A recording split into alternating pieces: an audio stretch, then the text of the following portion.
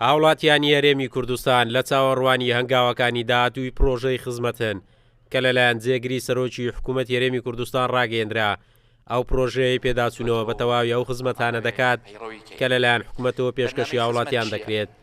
ڕاوێژکارێکی جێگری سەرۆکی حکوومەت دەڵێت 425 زۆری خزمەت لەلایەن حکوومەتەوە هەڵسەنگاندنی بۆ کراوە و تا بە شێوێکی باشتر بکەوێتە خزمەت دانیشتوانی هەرێمی کوردستان. ئەو خزمەت گوزاریانەی کە گشتین یان ئەو خزمەت گوزاریانەی کە تایبەتن پێداچوونەوەیەکی سەرجەم ئەو خزمەتانەمان کردووە کە بریتە لە 425 خزمەت لە هەموو دەستگاکانی حکوومەتی کوردستان.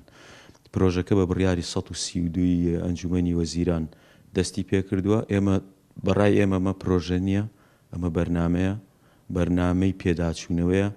یەکەم پرسیار کە ئەم بەرنامەیە لە خۆی دەکات ئەوەیە ئایا ئەم خزمەتە ئەرچی سەرشانی حکوومەتە بیگەێنێت؟ ئەگەر بەڵێ لەم کاتەدا چۆن دەتوانین ئاستی گەیاندنی ئەم خزمەتە باشتر بکەین.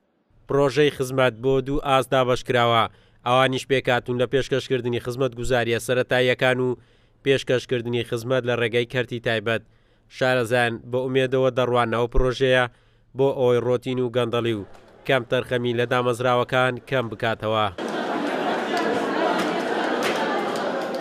و پرۆژەی ئامانزی و پرۆژەی خزمەتە بە کەرتە تایبەتی و گشتەکانی هەرێمی کوردستان و بە شێوەیەکی ڕاستەخۆ بە شێوەیەکی ناڕاستەخۆ.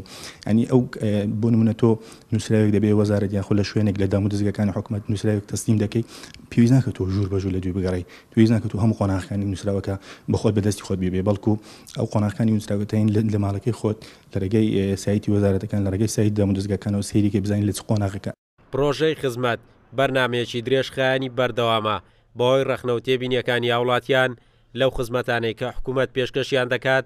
جێگری سەرۆکی حکوومەت هەرێمی کوردستانیش لە ڕێگەی ئەم پرۆژەیەوە کار دەکات بۆ باشترکردنی جۆر و شێوەی خزمەتەکان و لە داهات و شەنگاوەکانی ئەو پرۆژەیە دەکەوێتە خزمەت هاوڵاتیان.